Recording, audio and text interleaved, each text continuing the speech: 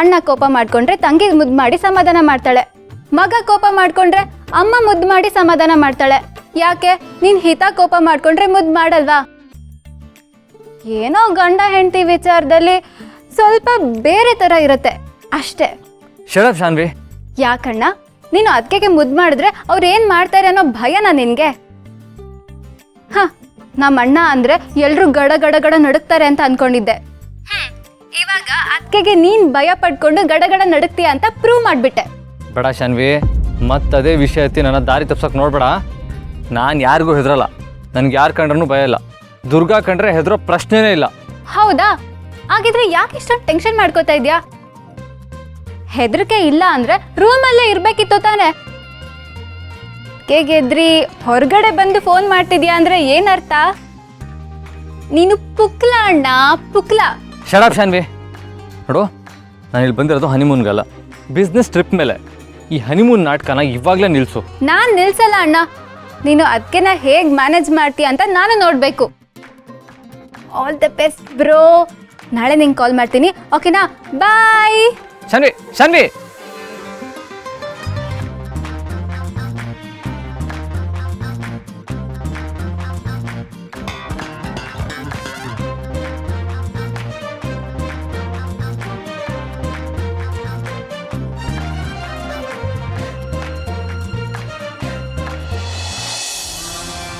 ಅಮ್ಮ ಹೇಳಿ ಅಮ್ಮ, ಆ ದೇವಸ್ಥಾನನ ಕಾಯ್ತಾ ಇರೋದು ಸಾಮಾನ್ಯ ಮನುಷ್ಯರಲ್ಲ ಅಂತ ಹೇಳಿದ್ರಿ.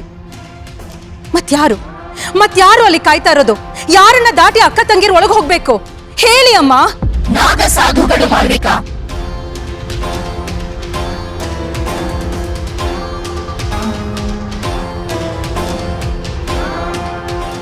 ನಾಗ ಸಾಧುಗಳ? ಹೌದು, ನಾಗ ಸಾಧುಗಳೇ. ಯುಗ ಯುಗಗಳಿಂದ ಆ ಪಾಳು ಬಿದ್ದ ದೇವಾಲಯ ಮತ್ತು ಆ ಕಲ್ಲಿನ ಡಮರನ್ನು ಕಾಯ್ತಿರೋದು ಅವರೇ. ನಾಗ ಸಾಧುಗಳು ಅಂದ್ರೆ ಆ ಉಗ್ರ ರೂಪದ ಸಾಧುಗಳ? ಅವರು ಬಹಳ ಭಯಾನಕರು. ಅವ್ರ ದೃಷ್ಟಿ ಬಿದ್ರೆ ಸಾಕು, ಎದುರುಗಿರೋರು ಸುಟ್ಟು ಭಸ್ಮ ಆಗೋಗ್ತಾರೆ. ಹೌದು, ಅವರು ಶಿವನ ಪರಮ ಭಕ್ತರು. ತಾವು ಆರಾಧಿಸೋ ವಸ್ತುವಿನ ಹತ್ತಿರ ಹಕ್ಕಿ ಹಾರೋಡೋದನ್ನು ಅವರು ಸಹಿಸೋದಿಲ್ಲ. ತಮ್ಮ ನಂಬಿಕೆಗೆ ವಿರುದ್ಧವಾಗಿ ಅಥವಾ ಆ ಡಮರುವನ್ನು ಮುಟ್ಟೋ ಉದ್ದೇಶದಿಂದ ಯಾರೇ ಬಂದ್ರೂ ಅವರನ್ನ ಜೀವಂತವಾಗಿ ಬಿಡೋದಿಲ್ಲ. ಅವರು ರಕ್ಷಣೆ ಮಾಡೋ ರೀತಿ ಮನುಷ್ಯರ ಕಲ್ಪನೆಗೂ ಮೀರಿದ್ದು.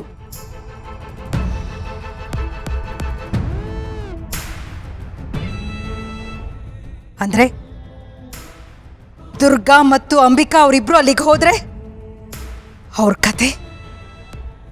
ಕತೆ ಅಲ್ಲಿಗೆ.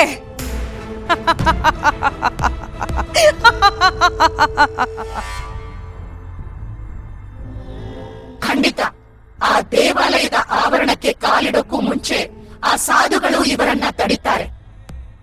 ಅವರ ಅನುಮತಿ ಇಲ್ಲದೆ ಆ ಕಲ್ಲಿನ ಡಮರುವನ್ನು ನೋಡೋದು ಅಸಾಧ್ಯದ ಮಾತು. ಪ್ರಯತ್ನ ಮಾಡಿದ್ರೆ ಪ್ರಾಣ ಬಿಡ್ತಾರಷ್ಟೇ. ಅಲ್ಲಿವರೆಗೂ ಯೋಚಿಸೋದೆ ಅನವಶ್ಯಕ ಮಾಲ್ವಿಕ. ಅವರಿಗೆ ಆ ದೇವಸ್ಥಾನ ಕಣ್ಣಿಗೂ ಕಾಣಲ್ಲ.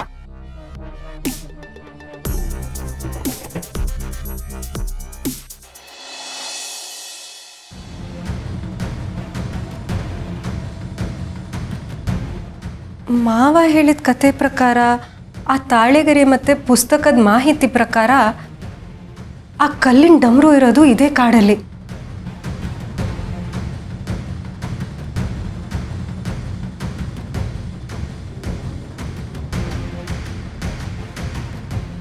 ಆ ಡಮರುವಿನ ನಾದದಿಂದ ಮಾತ್ರ ದಾಕ್ಷಾಯಿಣಿ ಅತ್ತೆಯ ಶಾಪ ವಿಮೋಚನೆ ಸಾಧ್ಯ. ದಾಕ್ಷಾಯಿಣಿ ಅತ್ತೆ ಪ್ರತಿಮೆ ರೂಪದಿಂದ ಮುಕ್ತರಾಗಿ ಆಚೆ ಬಂದರೆ ಮಾತ್ರ ಈ ಮಾಳ್ವಿಕನ ಅಸಲಿ ರೂಪ ಕಳ್ಸೋದಕ್ಕೆ ಸಾಧ್ಯ. ಅಲ್ಲಿವರೆಗೂ ಶರತ್ಗೆ ಅವಳ ಮಾಟ ಮಂತ್ರದ ಬಗ್ಗೆ ಎಷ್ಟು ಹೇಳಿದ್ರು ಅವ್ರು ನಂಬಲ್ಲ. ಈ ದೇವಸ್ಥಾನನ ಎಲ್ಲಿ ಹುಡ್ಕೋದು? ಆ ಮಾಳ್ವಿಕನ ಅಸಲಿ ರೂಪ ಬಯಲಾದರೆ ಮಾತ್ರ ಶರತ್ ಮತ್ತು ದುರ್ಗನ್ ಜೀವನದಿಂದ ಆ ರಾಕ್ಷಸಿನ ಶಾಶ್ವತವಾಗಿ ಹೊರಗಿಡ್ಬೋದು. ನಮ್ಮ ಕುಟುಂಬಕ್ಕೆ ಮತ್ತೆ ನೆಮ್ಮದಿ ಸಿಗತ್ತೆ. ಹೇಗಾದರೂ ಮಾಡಿ ಇವತ್ತು ಆ ದೇವಸ್ಥಾನನ ಹುಡುಕ್ಲೇಬೇಕು.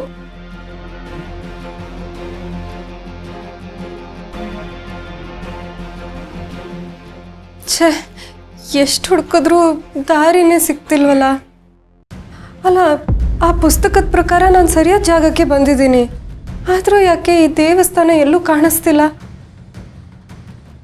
ಮಾಳ್ವಿಕಾ ಏನಾದರೂ ಅವಳ ಮಾಯಾಶಕ್ತಿಯಿಂದ ದೇವಸ್ಥಾನ ಕಾಣದಿರೋ ಹಾಗೆ ಮಾಡಿದಾಳ?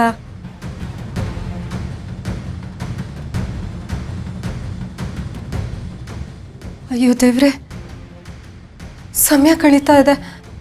ಸೂರ್ಯ ಮುಳುಗೋದಕ್ಕೂ ಮುಂಚೆ ಆ ದೇವಸ್ಥಾನ ಸಿಕ್ಕಿಲ್ಲ ಅಂದರೆ ತುಂಬ ಕಷ್ಟ ಆಗುತ್ತೆ.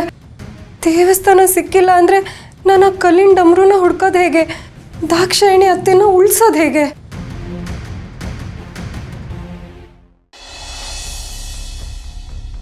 ಏನು ದೇವಸ್ಥಾನ ಕಾಣಿಸಲ್ವಾ?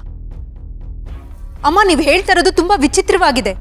ಆ ದೇವಸ್ಥಾನ ಇರೋದು ಕಾಡಿನ ಮಧ್ಯದಲ್ಲಲ್ವಾ? ಹೌದು. ಮತ್ ಯಾಕೆ ಆ ದೇವಸ್ಥಾನ ಅವರಿಬ್ರು ಕಣ್ಣು ಕಾಣಿಸಲ್ಲ?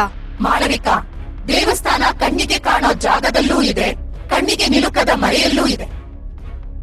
ಸಾವಿರಾರು ವರ್ಷಗಳ ಹಿಂದೆ ದೇವ ಅಸುರರ ಸಂಗ್ರಾಮ ನಡೆದಾಗ ಆ ದಿವ್ಯ ಡಮರು ಆಕಾಶದಿಂದ ಭೂಮಿಗೆ ಬಿತ್ತು.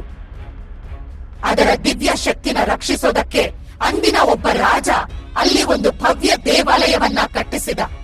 ಏನಮ್ಮ, ರಾಜ ದೇವಾಲಯನ ಕಟ್ಟಿಸದ್ನ? ಆಮೇಲೆ ಕಾಲಾಂತರದಲ್ಲಿ ಆ ದೇವಾಲಯದ ಸುತ್ತ ದಟ್ಟವಾದ ಅರಣ್ಯ ಬೆಳೀತು. ನಾಗಸಾಧುಗಳು ಅಲ್ಲಿಗೆ ಬಂದರು. ಆ ಡಮರುವಿನ ಅಪಾರ ಶಕ್ತಿ ಅರಿತ ಅವರು ಅದರ ರಕ್ಷಣೆಗೆ ನಿಂತರು. ಪರಕೀಯರ ಆಕ್ರಮಣ ಮತ್ತು ದಾನವ ಶಕ್ತಿಗಳ ಕಣ್ಣಿನಿಂದ ಆ ವಸ್ತುವನ್ನು ಉಳಿಸ್ಕೊಳ್ಳೋದಕ್ಕೆ ನಾಗಸಾಧುಗಳು ತಮ್ಮ ತಪೋಬಲದಿಂದ ಆ ಇಡೀ ದೇವಾಲಯವನ್ನೇ ಭೂಮಿಯ ಕೆಳಗೆ ಹೂತು ಹೋಗೋ ಹಾಗೆ ಮಾಡಿದ್ರು. ಏನು, ಇಡೀ ದೇವಸ್ಥಾನವನ್ನೇ ಭೂಮಿಯ ಕೆಳಗೆ ಹೂತೋಗೋ ಹಾಗೆ ಮಾಡಿದ್ರ? ಅಂದ್ರೆ ಆ ದೇವಸ್ಥಾನ ಎಂದಿಗೂ ಭೂಮಿ ಮೇಲೆ ಬರೋದೇ ಇಲ್ವಮ್ಮ? ಬರುತ್ತೆ, ಕೇವಲ ವರ್ಷಕ್ಕೊಮ್ಮೆ. ನಿರ್ದಿಷ್ಟವಾದ ಆ ಮುಹೂರ್ತದ ಸಮಯದಲ್ಲಿ ಮಾತ್ರ ಆ ದೇವಾಲಯ ಭೂಮಿಯಿಂದ ಮೇಲೆ ಬರುತ್ತೆ. ಆಗ ನಾಗಸಾಧುಗಳು ಪ್ರತ್ಯಕ್ಷರಾಗಿ ವಿಶೇಷ ಪೂಜೆ ಸಲ್ಲಿಸ್ತಾರೆ. ಆ ದೇವಾಲಯ ಕೇವಲ 1 ವಾರ ಮಾತ್ರ ಭೂಮಿಯ ಮೇಲೆ ಇರುತ್ತೆ. ಆಮೇಲೆ ಅದು ಮತ್ತೆ ತನ್ನಷ್ಟಕ್ಕೆ ತಾನೇ ಭೂಗತವಾಗುತ್ತೆ.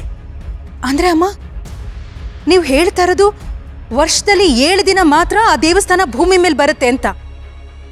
ಆದ್ರೂ ಜನರು ಯಾರು ಅಲ್ಲಿಗೆ ಹೋಗಿಲ್ವಾ ಅಮ್ಮ? ಇಲ್ಲ, ಹೋದವರು ಮತ್ತೆ ಬಂದ ಉದಾಹರಣೆನೇ ಇಲ್ಲ. ಆ 1 ವಾರವೂ ಆ ದೇವಸ್ಥಾನದ ಸುತ್ತ ನಾಗಸಾಧುಗಳ ಭಯಾನಕ ಕಾವಲಿರುತ್ತೆ. ಆ ಸಾಧುಗಳ ಕಣ್ಣು ತಪ್ಪಿಸಿ ಒಳಗೆ ಹೋಗೋ ಧೈರ್ಯ ಮನುಷ್ಯರಿಗಿರಲಿ, ದೇವತೆಗಳಿಗೂ ಇಲ್ಲ.